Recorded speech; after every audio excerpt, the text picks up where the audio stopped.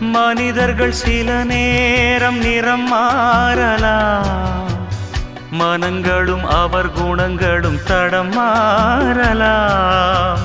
இலக்கணம் சில நேரம் பிழையாகலாம், எழுதிய அன்பு இலக்கியம் தவறாகலாம்.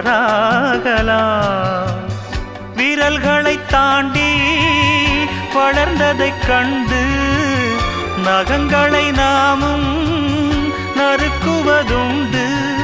இதில் என்ன பாவம், எதற்கிந்த சோகம்? கிளியே நலம் வாழ என் நாடும் என் வாழ்த்துக்கள், தமிழ் கூறும் பல்லாண்டு என் வார்த்தைகள்.